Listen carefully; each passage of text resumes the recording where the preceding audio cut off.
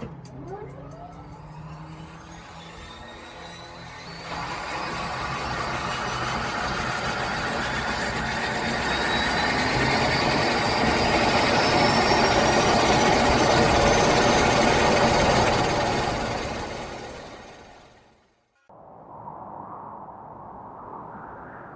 a world. Mate, hold up. We said we're done with the serious intros. Who said? Well, we did. I don't remember that. Well, I said it, and you're me, so, you know. Well, I don't care. In a world. Hey, I told you. We're keeping it light. You do it on your own then. Well, technically, I already am. So, anyway. Fuck yeah. Pure wild flight. Get it down ya. How good? Visit nzaerosports.com. I get to do the next one. Well, obviously, you moron. We both do. I was 19, broke, unemployed, and sold my girlfriend's canopy for drug money. So, I thought I better sew her a new one. What a sentence, and what a story. This describes the humble yet outrageous beginnings of NZ Aerosports, the home of Icarus canopies, in the words of our founder himself. From getting a paratrooper toy from his mom, watching parachutes at the DZ as a 6-year-old, jumping off the wharf with a parachute made from bed sheets, doing his first jump at 16, sewing his first canopy on a borrowed machine at 19, and starting to sell parachutes out of a garage in 1986, Paul Gyro Martin had an undying love for the sky. Our company started with one man with the wildest of spirits and a true blue sky dream, a renegade. In the time that Gyro created and ran the Icarus Canopies brand until he passed away in 2017, he pushed everything he had to its limits. We miss him, and we always will. Gyro is the next generation of NZ Aerosports. It honors our founder, of course, because it was the name we all knew him by, but Gyro the rebrand also marks the start of a new chapter, our next jump. Gyro is the space between sound and silence, art and science, chaos and calm. Gyro is a state of epic tranquility that transcends understanding. That moment, in the door, in free fall, mid-swoop, where nothing but the present exists. A perfect balance of euphoria and thrill. Gyro captures our passion for flying and our commitment to designing break-the-fucking-rules canopies that deliver pilots pure, wild flight. Coming straight from the cockpit, it's another episode of Lunatic Fringe with the fucking pilot.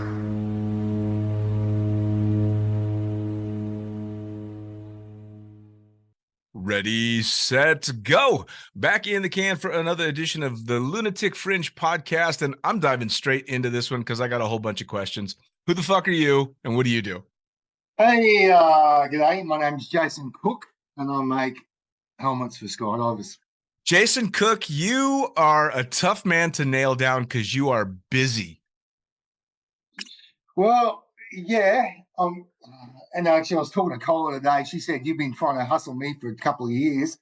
Sorry. And actually, I've been listening to your podcast, mate, and you've had some heavy hitters coming on, and I don't think I was worthy. Oh, that's a bunch of crap. That's a bunch of crap. No, straight up, mate. Like some of the dudes that you've had hanging out on this podcast, like their stories are just off-tap inspirational. I go, fuck, I wish I could be them. And then you keep asking me, I'm like, oh God, what am I going to contribute? Well, you know, the cool thing about it is we talked about it off podcast yesterday. We're both really big fans of the friends and the people that we know in the sport.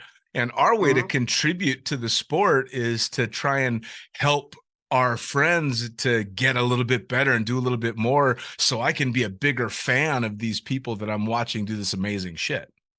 Or live vicariously through our friends. That's what I like to hang on to their coattails, mate, and live their ride and journey and occasionally get a little crumb snippet that they feed you that keeps you more of a fanboy on their life, right? Absolutely. Well, and that's honestly, that for me is what it's about. That's one of the funnest things about the podcast is I get to talk to all of these heroes, old and new. You know, I mean, I'm sure you're the same. I've got fucking 22-year-old heroes now. How weird is that? Oh, especially, that's the hard part, mate, because, talk about evolution of the sport. And, man, since we've been kicking around, hasn't this thing just gone off the tap, evolution? Like, if you're going to try and spitball what the next 10 years would look like, I have no clue. No, me neither. No clue other than, I remember watching Lunatic, the wingsuit dude, fly down the Alps in the 2000s and everyone going, what the hell is this kid doing? Yep. And now the proximity flying is the norm in the base world. Oh, I know. Yeah. No, it's crazy. Now, before we get too deep into what's going on now, let's talk about how you got started in the sport. What was the catalyst to you, not necessarily skydiving, of course, but doing anything extreme, and how did that lead to jumping out of airplanes? Oh, mate, so I was an apprentice instrument technician. And my mate, he was an apprentice fitter and turner. We used to drink beers after work, went, hey, you want to go skydiving? Anyway, bunch of bravado, bunch of dudes went, yeah, pick me. I think I just turned 21, like a couple months earlier. Long story short, he booked us in. I had the car to do the pickups on the Saturday to go to the drop zone. And I only picked him up. And off we went. So hit the drop zone. And this is 91. There's just me, him, and another dude doing a static line course. And long story short, end of the day, our instructor, Lunatic, cool chick, and we were all punks. I said to her, what's the cool thing about the sport? And she goes, free fall. And I said, well, what am I doing? She went, no, you're not doing that. And I said, how do I do that? And she went, well, look, you can do AFF. It's another $100. I went, okay. And I was an apprentice, so I didn't have 100. Anyway, the drop zone owner come and saw me. He said, if you want to do AFF, pay me next week. And I went, done. So two did AFF, static line. I did my AFF, landed up amongst the trees at the end of the drop zone, and then got roped into the people on the drop zone, just grabbed me and my mate. We rang the bell, so we drank, couldn't drive home, had to stay the night. And it was like there must have been like 8 or 9 people there. And the girls just went, hey, you guys are cool. We call it an airgasm. And then the older dudes in their 50s said, we see it in your eyes, mate. You're going to be skydivers. And we stayed the night and partied with 10 people because that's all that was at the drop zone in the night. Like, yeah, it was like pre point break days. Anyway, I couldn't afford to go and do my next jump next week because I had to pay the drop zone owner back. So we missed a week. Me and my mate went back. He did stage on AFF. And another jump, I paid my drop zone owner back, stage 2. And then mate, the drop zone just grabbed me and my mate and went, here, come with us on this journey. And they went, then, guess what? We're having a week skydiving. It's called a learning curve camp. You want to come finish off AFF? It's only like 3 weeks after that. I said, what do you mean we can have the whole place to ourselves for a week? And they went, yeah. So me and my buddy turned up. And the 3 of us finishing off AFF and 3 instructors. And we had a 182 in the drop zone to ourselves. We finished off the AFF, and these 2 women, female instructors of ours, dude, they grabbed us by the balls and went, you're coming on this ride, and fucking taught us some amazing shit and amazing times. Yeah, mate, those girls got hooks into us early, and with the drop zone owner as well, and the rest is history. I started skydiving at Ramblers Parachute Centre at Toogoolawah, and big history of breeding amazing skydivers and having a lot of fun. Yeah, mate, I owe a lot to those people, the women. Well, it sounds to me like the DZO was a genius because he saw it in your eyes right then. Yeah, I can lend this kid $100 and I got him for life. Yeah, mate, he did. Yeah, he did. And yeah, he's a cool Fonzie old Macca. Well, Oh, what a and then great time too to start skydiving, because if you're starting the pre-boom, the modern boom of skydiving, generally you already named it, is kind of marked by the pre and post Point Break days. sure, no, you're spot on, and like that movie come out, I think maybe the next year, 92, maybe 91, no, 92, I think, and then the place just erupted. Like I had enough jumps by then where I could actually start shooting outside camera. Nice. And then, of course, that place is filled up with tandems, and we had a Bonanza, twin Bonanza. It was our jump aircraft. Yeah, no shit. Nice. Mate, we had a twin Bonanza. We used to put 7 outside the aircraft. So 3 on the wing, 3 on the door, 2 off the tail, 1 inside. You know, like wing walk the aircraft as a young punk. And yeah, mate, I used to, 100 jumps, you can start shooting video. 200 jumps, you can start filming tandems and AFF. So that was the go-to, Sure. and that paid for the fun. I mean, Yeah. it's crazy because you talk about being able to, especially on an aircraft like a Bonanza, wing walking and climbing like a jungle gym all over this thing. And I'm sure you do the same thing. I look back and I can't believe people let us do the shit that we did. Oh, dude, like I remember the drop zone owner used to fly the twin Bonanza a bit, and he was white knuckle airlines. He'd be like, get off the fucking wing, be tapping on the window, waving at him. Be like, go, go, and the plane would be, we'd be buffing and shaking, and the best was the rear float position. And I did see a dude actually shuffle all the way back onto the tail and sit on the tail once, and man, that was a jump plane. And I'll tell you, so no door. I remember doing one of my AFF jumps. Oh, we had Cap 3 AADs on our main, so pin pullers on the main, and it was our student gear. Anyway, of course, you get up over, 4,000 feet and then pull the pin to arm them. Anyway, this thing went da-da-da-da-da, boom, fired, pole chute into the dude behind me. Anyway, no door, like, fuck, okay, hold this. We pack the rig, okay, reset the AAD, like, pull up through the thing, reset it. And they're looking at me going, are you cool? I'm like, oh, fuck, okay. Pull it again, it went da-da-da-da-da, fired again, hit the dude in the chest behind me. They were back on the floor of the plane, and they went, we're not resetting this thing. Anyway, actually, you probably know this guy, John Stewart, the owner of Guam, Yeah. Saipan. So he was the Kahuna coach in Australia. He was on the load. My instructor looked at me. This chick goes, "You're gonna pull your main parachute?" I went, "Yeah." He's like, "We're going." John Stewart's looking at her going, what the fuck? He went, well, he said he's going to pull. Off we went.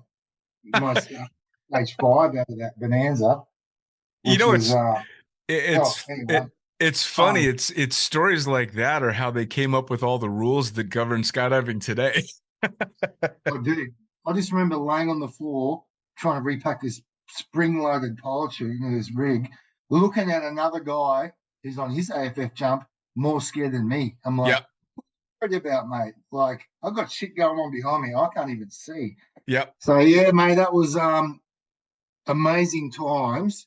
Yeah, definitely got suckered in to the sport. So did the Point Break revolution, did it have like an immediate huge effect in Australia like it did in the States? Oh, absolutely, mate. We went from like 1 or 2 tens on the drop zone a weekend to like 2 or 40 and 50, and shit, man, a day, and then we only had Cessnas and a twin Bonanza, and like shit, mate, just rotating those old, long-term aircraft around. Sure. So we did 5 video jumps a day, 5 tandem jumps a day, and then like the Australian turbine industry grew pretty much out of our little wee drop zone.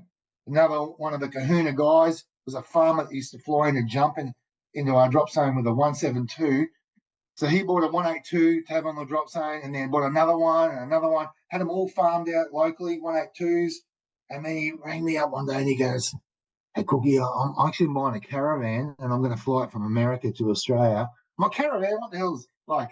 Are we living in that thing? He goes, no, it's a jump plane.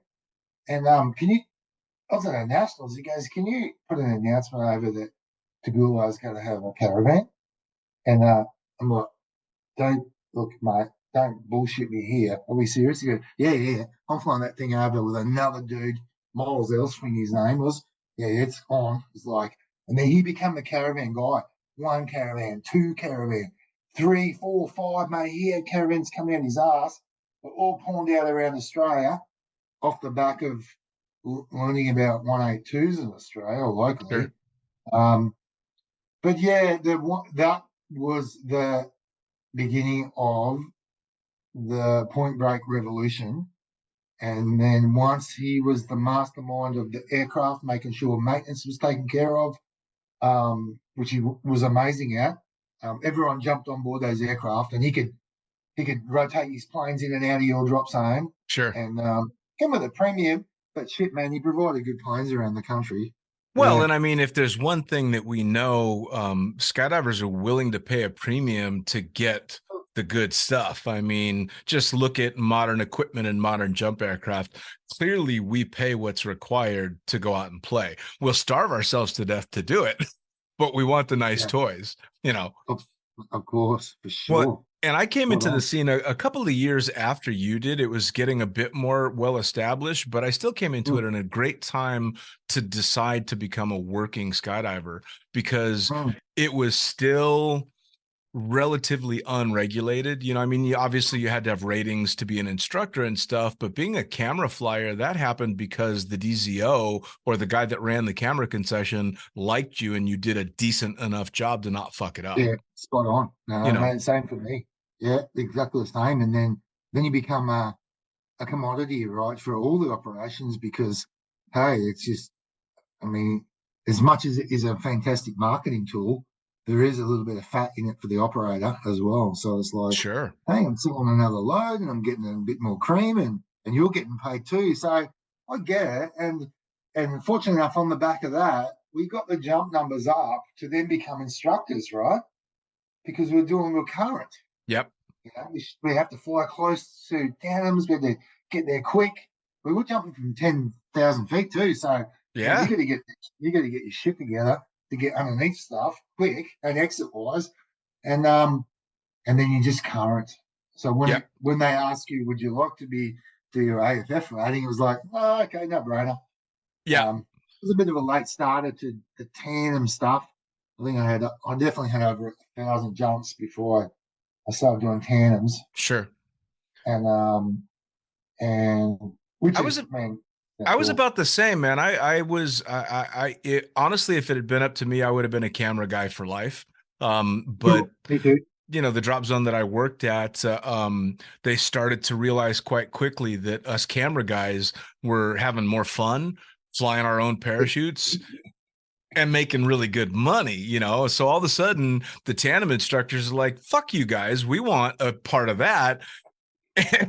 You know, have to carry those big rigs to the aircraft 10 times a day. Yeah. Spot on. No, yeah. I mean, looking back, I don't blame the guys, but I mean, at the time I was like, I don't want to do fucking tandems. I don't want to do this. And then all of a sudden I fell into enjoying it, but, it was definitely not my choice. I would have been a camera guy forever. And I was well over 1,000 jumps before I got that tandem rating. Yeah. Well, look, I mean, look back and it was that, you know, that formality, that next step. I remember, my buddy, he was a rigger, and he had a rating. He was a rigger that could teach me to become a rigger as well. And he goes, "Come on, man, you got to pack your own reserves." Oh, fuck that shit, man. Anyways, no, I'll teach you. Anyway, we had a new tandem rig come in. He goes, "Oh, I got a new rig to assemble for the drop zone owner. Come and assemble it." Anyway, I jumped that thing the next morning. I had a malfunction on it, and I packed the reserve on it, and I had the stupidest malfunction. But I remember getting off it, going, "Oh shit! Oh, okay, life is good." Anyway, I did all my pack jobs, and Ben goes, "You need to do the exam." I'm like, "I'm not doing that shit, mate. You can just, I'll pay you to pack my reserves." Yeah. You know? I was kind of the same, you know. I mean, I worked at Skydive Las Vegas that had an excellent master rigger who would do courses and stuff, but I was so busy with jumping and working. I was such a workhorse at that time. The idea of spending what little spare time I had in the loft sewing shit up just didn't appeal to me. Yeah, me too. Oh, the pressure. It was like it's a serious business. Yeah. Um, and I mean, yeah, mate, it's a serious business because shit was ever changing, like new regulations or there was a rigging mod or you got to keep up to date on that stuff, and that wasn't my game at the time. Yeah, for sure. It's a full-time thing. I, Yeah, I yeah, think it would appeal to me now a lot more. And I think that's just age. You know, I've settled into enjoying that meticulous stuff, whereas before yeah. it just seemed tedious. Now I think it would be a little bit more fun, but I don't see myself becoming a rigger now either. Yeah, mate, it's a tough game. And the thing about it, we need these people in our industry. Yes. Like, if you think about it in Australia, you go, shit, man, there's not around. And dudes do dedicate their lives to it. And Yep. hats off to them. Like, proper hats off because you need some equipment. You just don't turn up with a couple of pull-up cords and a bobbin, and picking Yeah. up and shit. Like, you need proper the tools. Yep. Yeah. And Well, yeah, that's hats why off to the master we riggers on we that for we sure. definitely picked the easiest route because especially when you and I got started to become a cameraman, all you had to have was a Mm, fucking camera. I know. You Hey, know? look, I started, mate. We'll jump on those VHS stuff, Oh yeah. and the picture would just trip out. Flat out, tape flat. You get in a position and suddenly, oh, you couldn't see it, and then you get underneath, and life is gold. Come deployment, it would just, if you sat in the wrong spot. So, and that's how I got pretty much kicked off.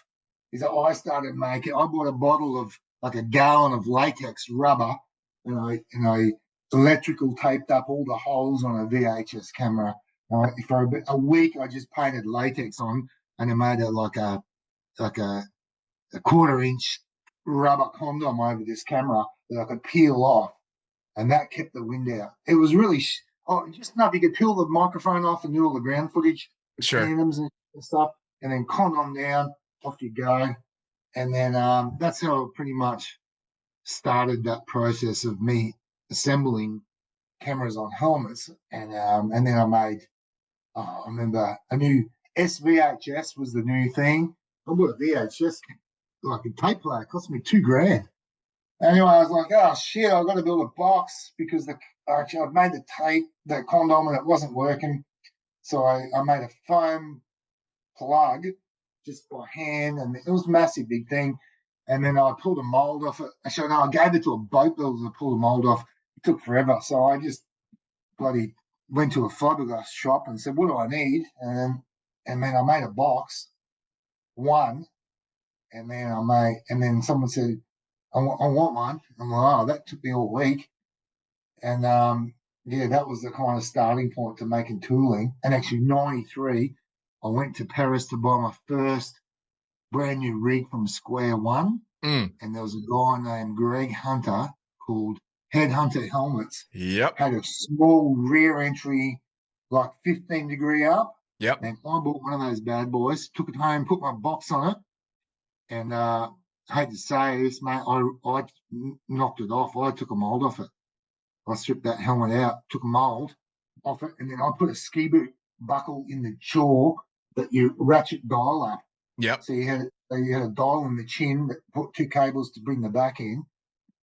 And that was that's how I kind of got kicked off. And this was all this weekend warriors shit we're talking about. I was working and having fun and jumping, and people were, I'll go and see Cookie for a helmet. I'd have to go to the parents' garage and tinker for a couple of weeks and the shit together. Yeah. Well, I mean, especially back then, you kind of had to learn how to do it yourself with a lot of Sure. that shit. I mean, I remember a guy by the name of Sammy Popov who runs Skydive TV Yeah. showed me a Oh, trick. yeah, good. Yeah. He showed me a really cool trick using just a rocker switch and a telephone plug so that you could wire the telephone plug so it would plug in and you wouldn't have the chance for the still camera to accidentally unplug. It would lock in because of the telephone cable. And then the rocker switch would just sit against my lip and I could just click my lip instead of having a bite switch.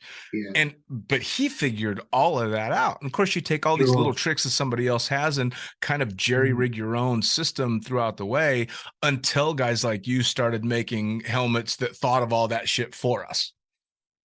Oh yeah, look, I mean, I used to buy those 20 milliliter hypodermic needles without the needle, and then so I'd chop the needle off and then run the cable through the bottom and put a switch in the top. So I used to all my stills photography are done by hand.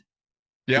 Once that shit was ratcheted up on my face, if I put something on my mouth, I'd be like a hooker at a fucking blowjob convention, mate. I'd start gagging. Yeah, you couldn't do it. No, man, I couldn't do it. I couldn't have anything in my mouth. Yeah, no, I was the same way. I was exactly. I had to have it in my hand. So I'd be threading cables up my jumpsuit, little plug it in. Yeah, well, I'd be vomiting. I got into the first time I was shooting video, that was still going on. You still had your still switch in your hand. And the first helmet I ever jumped was actually a loaned helmet by a guy named Kevin Love. Loaned me his Headhunter helmet to shoot video of him and some other people, and that's the first time I'd ever put a camera helmet on. And it was one of those old Headhunter helmets, and it was awesome for what it was. Mate, the best thing was it was 15 degrees up, so you could get right underneath the tandem and not have to crank your neck up. Yep. You could kind of sit up like chest high and just and the thing would be perfect, right? I loved it. Even for doing 4-way videos and that kind of stuff, it was a good bit of gear. Just the weight and so Richard Stewart, does that name ring a bell? So Richard Stewart filmed Skysurf. Actually, he filmed Paris Air Moves back in the day. He was a 4-way camera guy that was nearly on that Paris auto crash. He was actually off the load that day. But let me think of the name of the Skysurf guy. Tom, no, was it a Paris guy, Smith. Rob. You're talking Rob Harris? Yeah. Look, Rob Harris. So anyway, so this Aussie guy switched over from filming belly guys to filming Skysurf. Anyway, he ended up coming back to Australia with a mega helmet with all this multiple like camera gear, just like Norma McCann's and all, man, all the Kahuna dudes were like, holy shit. He would wear that shit on every jump. Norma McCann's or whatever. Like, dude, you got 10 kilos on your head and now you were doing a shooting video and doing the instruction stuff too, but you chased the competition stuff for a while as well, yeah? I did, yeah. So those couple of chicks who from the drop zone got me and my buddy started. We went to our first nationals, 100 jumps or something like that, 130 jumps. So we did 4-way with those girls. Man, those chicks were so cool. Like they used to build biplanes after every 4-way and land them. These girls, like serious. Awesome. I'd run for the clouds, mate. Like seriously. Actually, word of a lie, I landed a biplane on my 13th jump in student gear. Yeah. So I finished my student status, 10 jumps. Drop zone owner puts me up with a crew legend in Australia to get my jumps up to get my A license. I do a 2-way with this dude. He doesn't wear goggles at all. He's a slip of a man. He probably weighs about, 120 pounds wringing wet, and flies in a style tuck to keep up with me. Anyway, I open to my 300 square foot main parachute. Right. And I hear this, clear your ears. Anyway, Hobbsy comes over and I see his footprints on my parachute and he goes, break. Next minute he top docked me and then debriefed the jump and then he goes, you want to land it? And I went, hell yeah, what do I do? This goes, hands up, let me steer. And he goes, when you want to flare, just yell out flare. He put me dead center in the P's which helped me with my accuracy for my A license. And he turns to me and he goes, "You want to do it again?" I'm like, "Fuck yeah." So we go up, another two-way. I'm ready. Clear the ears. Hobbsy comes over. So Nobsy comes over. I'm flying brake. Top docks me. I'm like, cool. And the next jump, he stows me right into the PZ. Like, but I got an extra couple of accuracy jumps. Sure. And my buddy, actually a local guy, Sarge, who's an actual Aussie, he's a gold medalist in crew. He's a legend in crew in Australia. He's shot slide film of these landings with me and my student gear landing in the P's, right? So I thought I was fucking king shit. Oh, I bet. But anyway, I'm digressing. Yeah, so this girl's took me four-way, and then my mates, you develop friendships on the drop zone. We went and did more four-way, and then, oh man, I remember 94, Jack Jeffries came to Australia coaching at an event. I said to my mate, we're in the northern states, and the southern states is where all the hardcore relative work was going on. So we went down to a Jack Jeffries event. Me and a mate, I ended up filming 8-way. I ended up filming competition stuff. We did a couple of jumps with a couple of the southern locals, and put our name in the ring, or a hat in the ring. So hey, look, we seriously want to compete. And then, shit, dude, I went to a tryout in Sydney, the southern states, and shit, man, I didn't make the team. Oh, fuck. And I'd worked this away job for months and I had all the money to go to a world meet. And I wanted to go to a world meet. But I didn't make the team. I got, man, you go to tryouts. Sorry. Right. There's always one dude, right? And my buddy, who's my business partner, he was on the team. He's like, oh, fuck, I'm really sorry.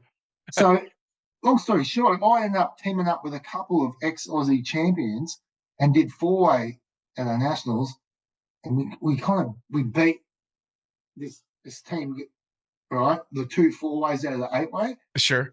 We beat them at the nationals. Oh, there's some satisfaction there. Sure. And there was some, the team was having a bit of angst at the time, and they said this is 96. Oh, and they actually went to America and trained in Italy for like 2 months.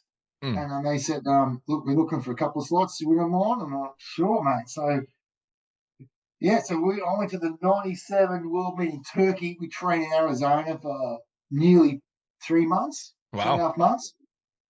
And yeah, talk about coming away from that competition. That's when the Golden Knights, smashed every record on the planet. Sure. And that was amazing to watch.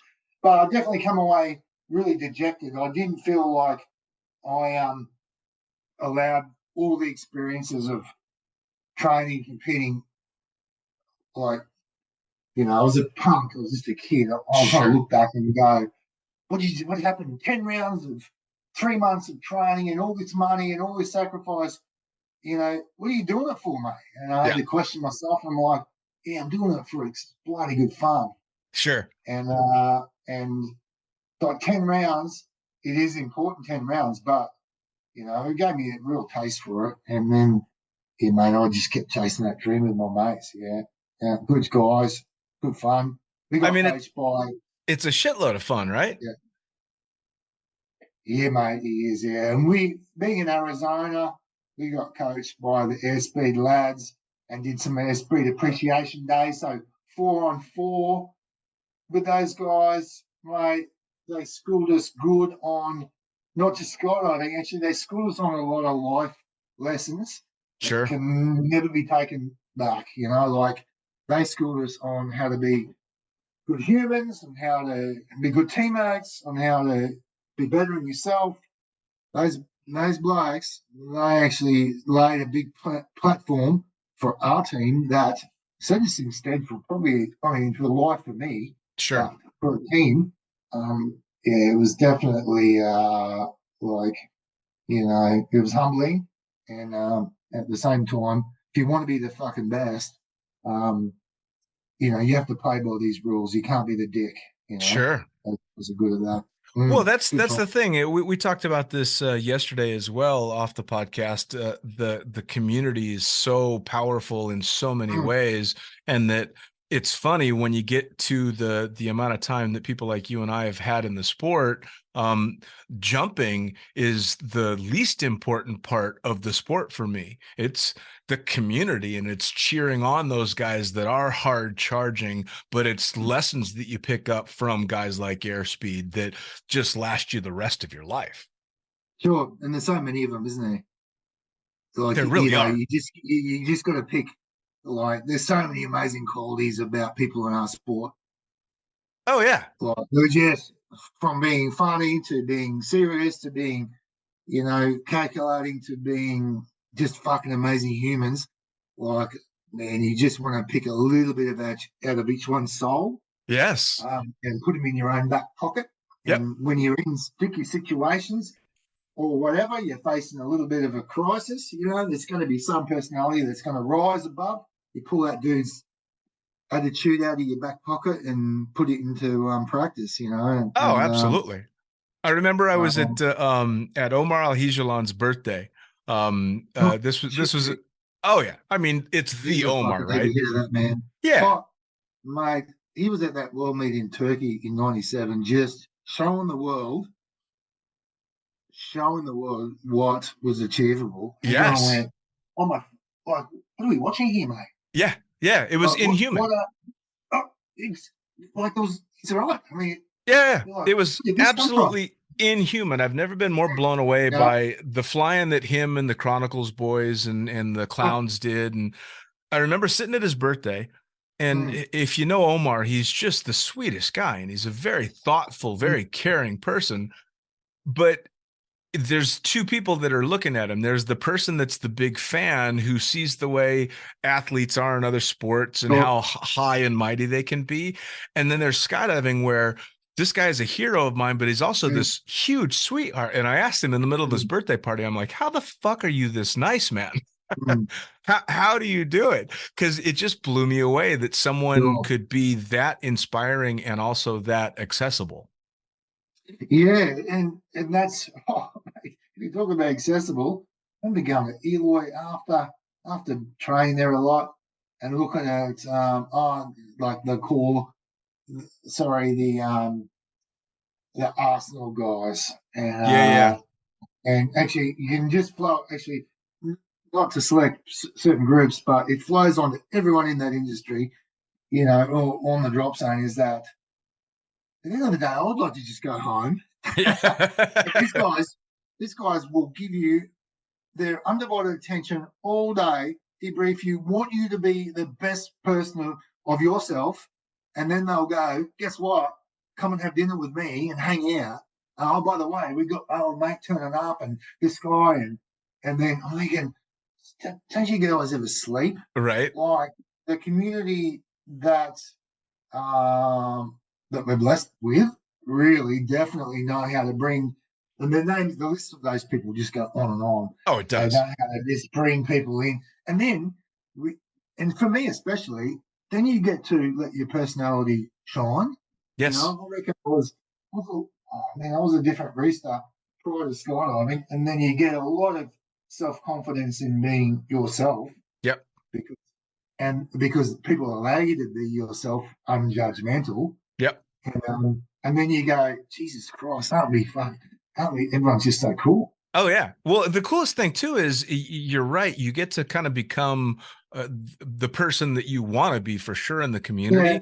and you're allowed the freedom to do all the stupid shit or the good shit, and Sure. know that the people that you're hanging with will tell you if you're being an idiot, or will Yeah, tell you. yeah.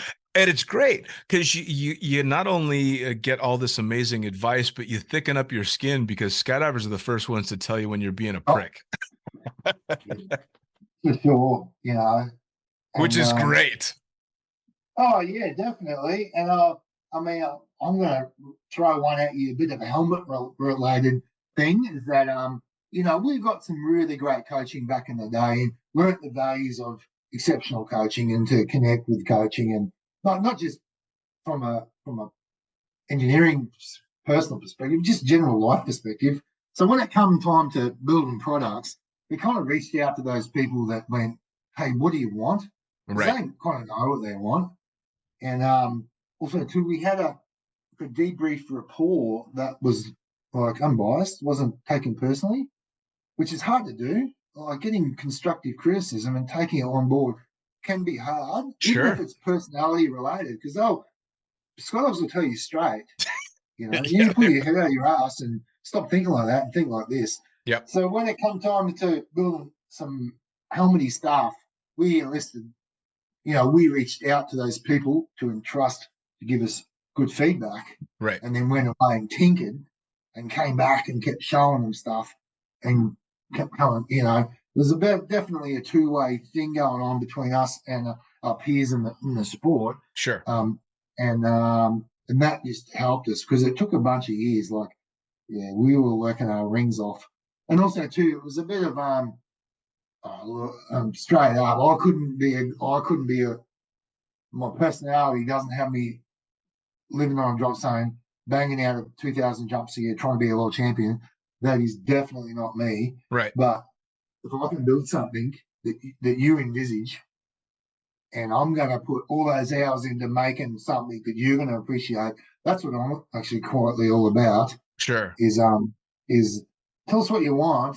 I'm going to make something. It might not be right, but we might start the path of, are we going to discover something that is correct? Sure. Um, Well, and that's where you and I are similar in that both of us I was a good skydiver. I am a good skydiver, but I'm not an outstanding skydiver, especially not by today's standards. I'm just a drogue throwing, meat hauling camera guy that did a good job.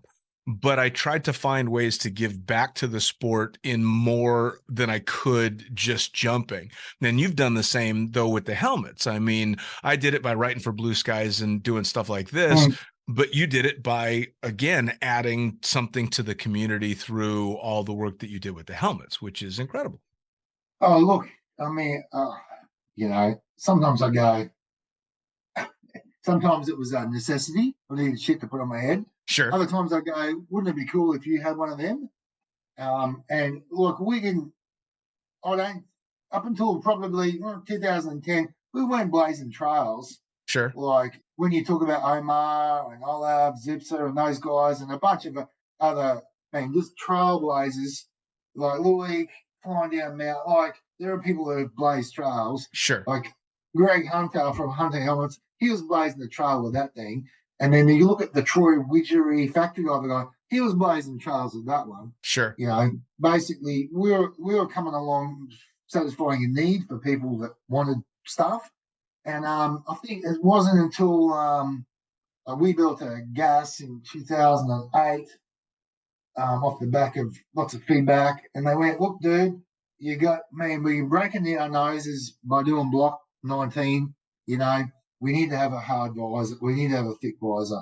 And that kind of stuff hadn't been done in our sport. Right. I think that was the time that it took a bunch of years and a shit ton of saving up to kind of blaze a trail for ourselves. Sure. And to build something that was a bit off spec than what everything else was getting around. At the same time, man, the wind tunnels were just kicking off, mate. They were spending hours in that Orlando tunnel coaching and training, and they wanted low jaw, see your mouth, big communication, smack me in the face, I'm not going to get hurt stuff. Right. So I think that's when we're blazing our own kind of trail in the helmet world. Sure.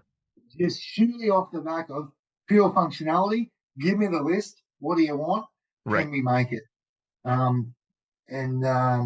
think that, and with my, it's not just me. It's a bunch of us. I kind of looking, just purely listening to the market. We built, I think, 30 different types of camera boxes year after year. New camera comes out, new box. We're machining lens bodies. We're machining when the Schumacher quick release mount become unavailable. Shit, dude, we bought our first CNC off the back of trying to build a mount that was, less Sure. less than 3/8 of an inch thick to put on helmets. Like when that Clickens, I think it was Schumacher was the brand, become unavailable, mate. We need to make something, you know. But yeah, man, that's just a little bit of history. A couple of world meets in there. Up until 2003, I think we went to a bunch of world championships and with my business partner Jeremy, and I think 2003 we built a box for a Sony PC 107 camera, I think it was, or All right. 105, I think it was, and we set up a advert in Skylab Mag out of Deland. Yeah. And I've got a buddy of mine who's a jumper to do the artwork. We've got a credit card machine. We made 30 of these. We gave them to his missus, all boxed up. Okay, let's go to a world meet. And we came back, we sold out, had orders. And I said to my mate, Jeremy, I said, fuck, we've got a credit card machine and all this money in the bank, and we don't even actually have a business. we might get ourselves in trouble. So we basically used the money that we made off these boxes that we built, and then that actually paid for the company registration. Sure. And yeah, man, the rest is that was kind of the start. I mean, it's funny because I think back to all the equipment that I owned, and I started out with the old high 8 cameras and then moved into the mini DV, and I can track my evolution as a camera flyer with cameras, helmets, and boxes. And boxes. None of these kids that are jumping nowadays know what the hell we're talking about with a camera box to stop a tape from fluttering because they don't remember what a tape is, which is great. But so I'm linked up on a fantastic Facebook page that you may have heard of called the Beginner Skydiving Forum. I think I'm on there too. I think. Yeah, it's fantastic. They've got like 63,000 members. Not all of them active. Oh yeah. A lot of people that are learning how and just getting started and everything. So for them to hear the evolution of all this stuff that happened is always a lot of fun. It's always very interesting. And I get a lot of feedback from them going, you guys used to have to do what? And it's especially with equipment, it's that way as well. And especially the helmets. And it's got to be pretty wild for you after as many years as you've been doing it to take a look at any one of the, world record jumps that gets done and see your logo on more than half of the heads in free fall. That's got to be that's got to be cool. Yeah, mate. Like, talk about proud. Yeah. Talk about blown away. I think, humbled that people, mate, I'm a pro-choice dude.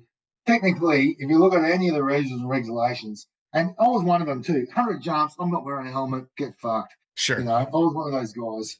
And then like, how do we put out audibles? And I actually got grounded going low because I wasn't looking at my altimeter. Sure. And we had to put straps and stuff on.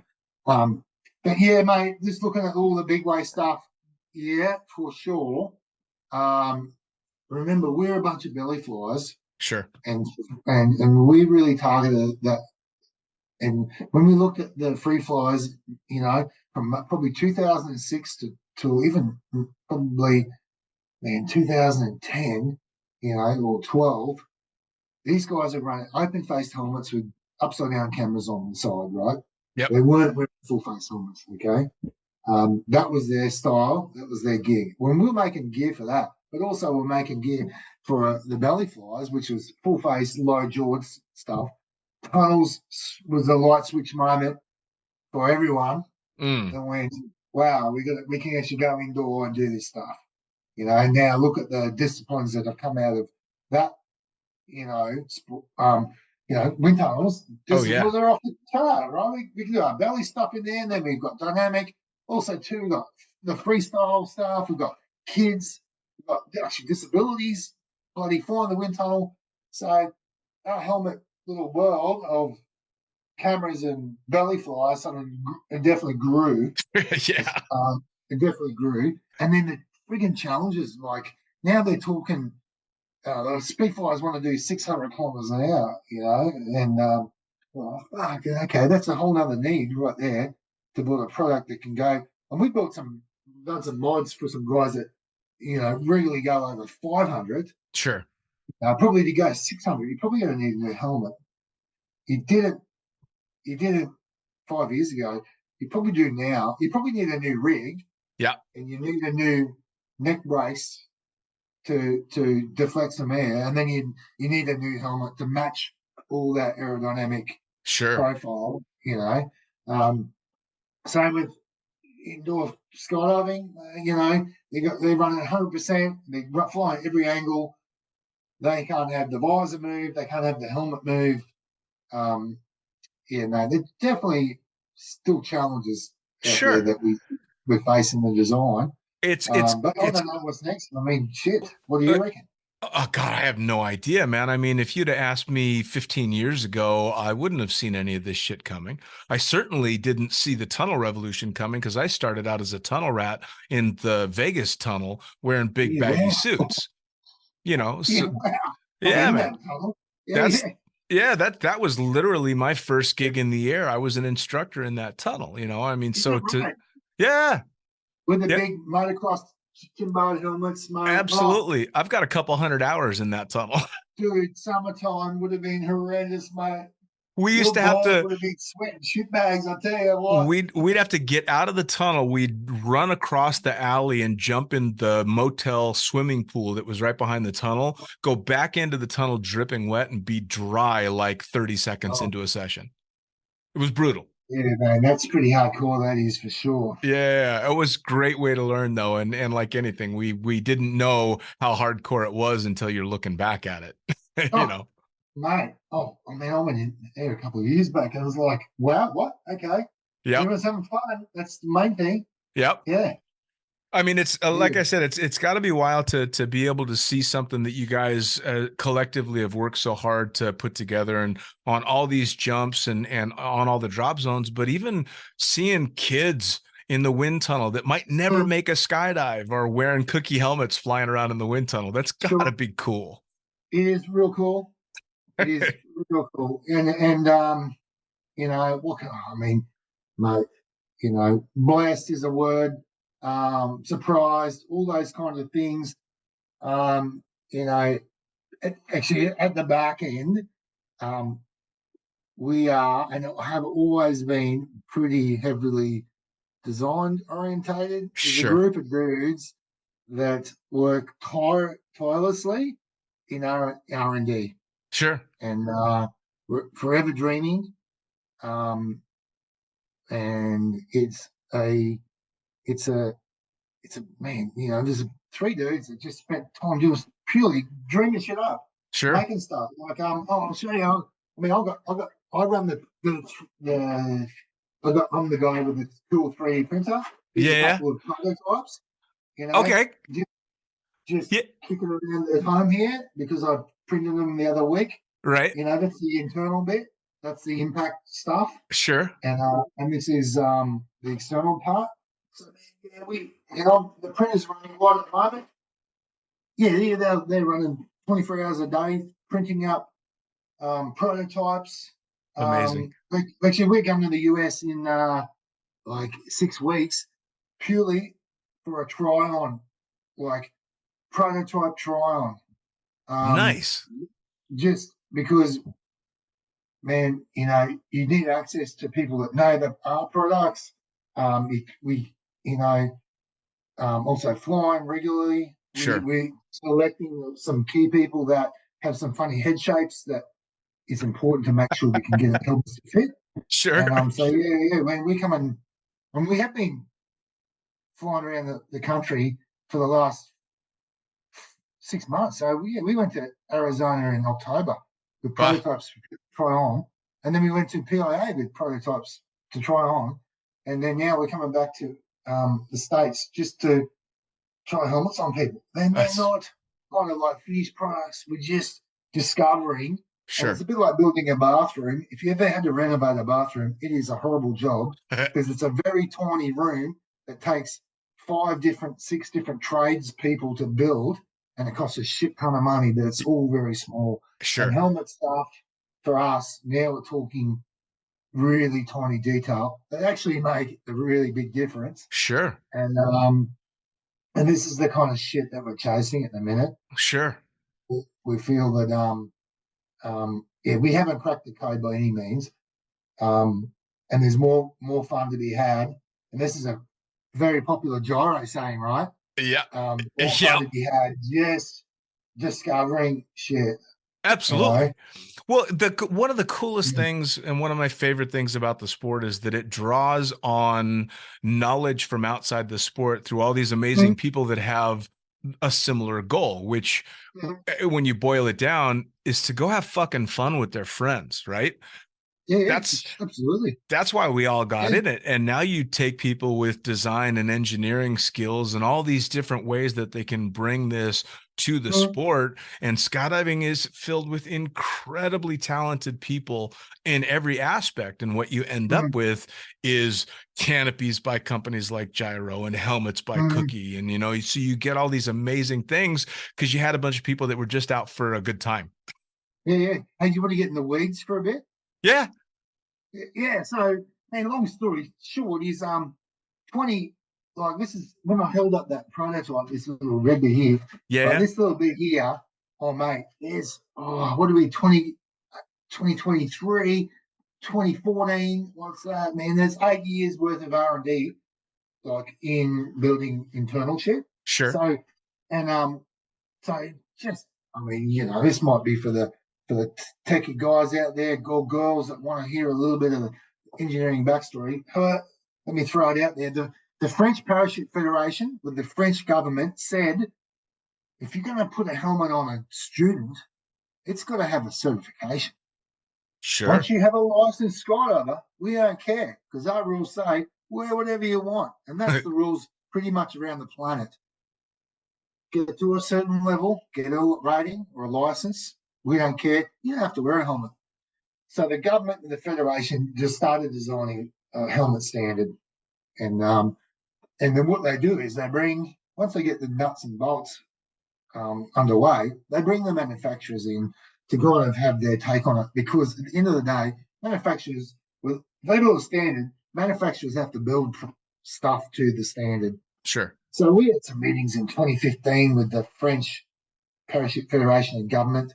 They're building revision standards for helmets. We knew nothing about them, but we'd actually started working on impact protection in 2013. And we're like, and we've done a bit of testing in New Zealand in a lab. Like, this could be good. Anyway, it was definitely a challenge. So we had one of these meetings, and then they had a few changes, and we had to go and get schooled on the engineering about impact protection. And then when we were attending these meetings as well, some of the things that they're bringing up, we actually built them and then went, look, you know, we're not so happy about it. And I'll give you, because we're skydivers too, we're kind of like, okay. And one of them was they wanted a snag test. That was let me think, it was a 0.5 millimeter line waved over the helmet, can't catch. And I went, look, man, student parachutes, man, most of my student parachutes had background line that were about the size of your finger. Sure. But most student parachutes these days are like 725-pound Spectra or something along those lines. We said, hey, look, how about you use a 725-pound Spectra, which has a dimension of 3 millimeters by 1, put that under tension like you suggested, then wave that over the helmet as your guide, because that's actually a parachute line. Sure. And that's what you want to test for. And then the other one was retention. It was a buckle test. There was automatic release. Anyway, he demonstrated that it wasn't a great idea. Right. But automatic releases is like having an automatic ejection seat in a jet fighter. So you're flying along and suddenly this thing goes, you're gone. Don't you get to choose when you want to eject? Right. So we went, hey, look, let's not have something automated that you got to have parameters around. Let's make the buckle so that if you need to eject it under a load, you can. Yeah. You unclip it. And there is a standard for that buckle, and it's in other sports. We went, just use that one, because once you get a load on it, if you are hung up, undo the clip, the thing will release. Looking back at some of our buckles, they won't release under load. They don't. The moment you put a lot of force on them, they'll hung up. Sure. You can try and squeeze that little tab, or you're like, that thing's not coming undone. Right. So now all our buckles are all got that kind of load-rated buckle. You would know it. It's just there, Sure. just what is what it is. So that's standard. And then the moment they ticked the box and the government went, yeah, they went, hey, have you built that helmet yet? We're like, oh, come on, mate. You just bloody released that thing a few weeks ago. Yeah, mate, we're building that. And then, so, however, the thing about helmet standards, the jury is still out on impact protection. Sure. Yep, the jury's still out. It's a bit like getting a Harley and putting no helmet on in Florida and riding down the street. You're happy. Right, I get it. You are as happy as a pig in shit, mate. The wind blowing in, well, yeah, happy days. If you come off, God, the hand of God will take care of you, whether it's good, bad, or indifferent, right? Sure. So the jury's still out about impact protection. The thing about our sport, you get to choose. I would think with impact protection, you are talking about so many variables and so many extra directions and so many varying speeds. Sure. At what point do you need to be impact protected to? 100 Sure. kilometers an hour, 150, 200, 500? I mean. And listen, to build helmets that protect you, like you were just suggesting, that wouldn't physically be viable to make. We wouldn't wear them. Well, you'd have a perfectly preserved head and the body would be gone. There you go, mate, for sure. And think about all our helmets that are on the market today. They do have their limitations. Sure. And most of them are this. And this is as simple as it gets, except for kayaking. If you imagine, you've heard of the unfortunate incidents where people have been drinking and the one punch kills. Sure. Someone gets whacked from behind, they fall over, now they're dying, right? Sure. So most of the impact testing is, imagine if you're the average height of a person might be like 5'10", males and females included, so it's about 1.6 meters high in metric. Imagine standing up or being that tall and just falling over and hitting your head. That's the kind of impact force that the majority of helmets in the world are tested to. Sure. If you're standing up straight and fall over and bang your head, the helmet is to protect you for that level of impact. Exceed it, it's not going to help you. Sure. You're going to get a concussion. It's to save you from a traumatic brain injury. However, that all bets are off because you could hit your head in a way that you might have those kind of impact. So they're the kind of challenges for skydivers, and that's the kind of standard that's floating around. Right? Sure. Well, and I mean, we're in the business of trying to mitigate risks as much as possible, but you can only do so much. And if you're the type of person that has to play the numbers game with risks that much, chances are skydiving's not your sport. It's a risky sport. Sure. I can go and buy a VK75 and go and tear it up. Yes. Absolutely, right. But I can also get on a kid's scooter, get going too fast down the street and eat shit at the lamppost in the corner, and I'm just as dead. Yeah. So, from our perspective, being a helmet manufacturer, we have to go on one technical challenge. It's the Pepsi challenge. Try and build the shit as small as it can and get to achieve those kind of impact ratings like we're just talking about. Sure. Because we know volume is the biggest killer in our sport. Big helmets, lots of drag, high weight, opening shock. Hurt your neck. Yep. Mate, we're in the business of trying to develop shit that's close fitting, meets those helmet impact requirements, but it's really conducive to the kind of shit that we like to do. And that's flying fast and opening parachutes. Yep. Well, I can't wait to see the evolution as it continues, because again, looking through the lens of all this time in the sport, I never would have seen the equipment evolving like it has, and I can't wait to see where it goes next. And speaking of, how do people now, especially for like all the people in the beginners skydiving forum that listen, how do they find out about Cooke helmets? What's going to be good for them? How do they find you guys on social media? How do they buy those helmets? How do they test them? All that stuff. Yeah, no brainer. So flycookie.com is definitely the website to visit. A little bit of an old website with a couple of new fancy tweaks on the front. Look, that's the shot. But remember, man, we've got a great network of dealers globally. So definitely, first off, if you're thinking about where you bought your parachute or where you bought your pull-up cord or your closing loop or something, go to those guys first. It's your first port of call because those guys are going to give you that local customer support that we can't give you from Australia. Sure. Socially, no brainer. Cooking helmets on Facebook and Instagram. We're about to release our Instagram mount. Don't hassle us about when it's coming. Jeremy's still machining that shit right today. Right. Putting an extra hole in because there's some like light at the bottom of it. Right. They'll be coming soon. Insta360 mounts for the roller mount. There'll be a few little tweaky products coming out through the summer. Also, too, man, we got roadshow tours in America with Nick Roulette and Jake Jensen. Nice. They'll be kicking around the States. And also Al and Pixie Hodgson in Europe. I think they're in Slovakia at the minute. Just gorgeous drop zones. Amazing people living the dream. I wish I could be there with them. Man, that pretty much sums it up. That's fantastic.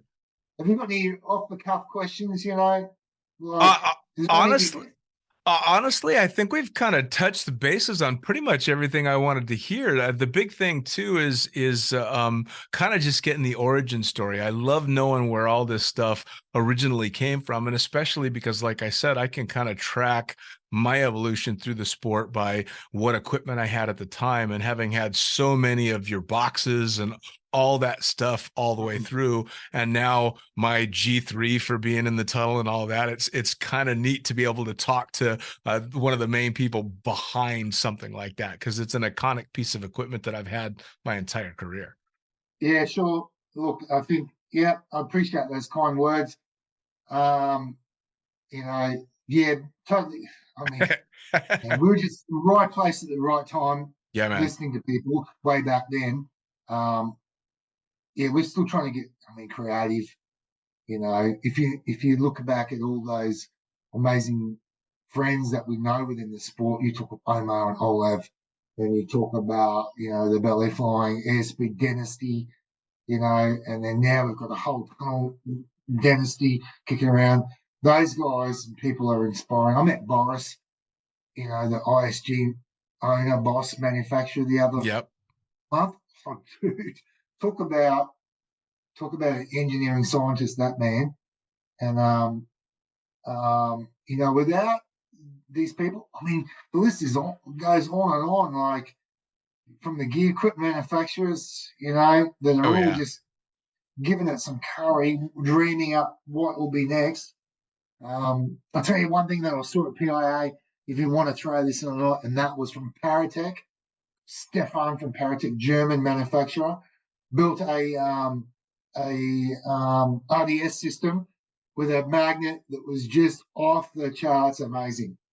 That thing was, everyone went, whoa, about time we saw something so revolutionary, incorporated a magnet and a quick lead. You pull the middle of the slider, boom, it's off, and then you pretty much can throw your slider at your lines and the magnets go, and it's back on again. Seriously. So, mate, that pretty much sums it up, mate. I'll tell you what, I know you've been chasing me for a couple of years, and I was talking to Cola today out of the blue about you and your effect that you've had in the skydiving world by presenting amazing podcasts to the masses. So, man, let me give you some props for being a fucking cool legend, and definitely dragging people like my sorry ass to come and talk rubbish. Well, I think it's rubbish about the odds and sods of skydiving. Well, I promise you nobody else thinks it's rubbish. And this is, like we discussed yesterday, this is where I get such a kick out of it, because this is me getting to have literally the biggest fucking bonfire chat on the planet. Because one day I'm talking to Australia, the next day I'm talking to the States, the next day I'm somewhere in Europe, talking to these amazing people that have all been brought together by the same drive, which again is cool people and fun activities. And it's Yeah, man, nice work. it's I love your work, as I do with all the other lads too. Yeah, I appreciate yeah, that. sweet. And I tell you what, Jason, I thank you so much for taking the time. I know you just had to feed the kids and you've got them trying to be quiet in the background while we shoot the shit. So thank you so much. Yeah. All right, happy days, mate. Hey, thanks again, Dean. Take care, mate. And You nice too. to finally meet you too. Yes, absolutely. You take care, Jason. All right, mate. See ya. Sit. Well, there you have it. Another episode of the Lunatic Fringe podcast brought to you as always by, well, wait, not as always, actually. Brought to you now by Gyro. Formerly known as NZ Aerosports, you'll head to gyro.com for their next level line of canopies. By Pussfoot, the Extreme Sports Collective. Head over to pussfoot.com to check it out. By Summit Parachute Systems, check out summitparachutesystems.com to talk to Jarrett Martin and the gang about kick-ass pilot rigs, rigging courses, and more. By Flyaway Indoor Skydiving, go to flyawaytn.com and check out all the cutting-edge stuff to come. By Pure Spectrum CBD, head to purespectrumcbd.com to check out their wide range of CBD products. And as for us, head to the lunaticfringepodcast.com to listen to any of the hundreds of episodes currently available, hit the link for our YouTube channel, pick up your copy of the Lunatic Fringe book or The Accidental Stripper, and get a sneak peek at upcoming guests. Once again, thanks for listening. We'll see you next time.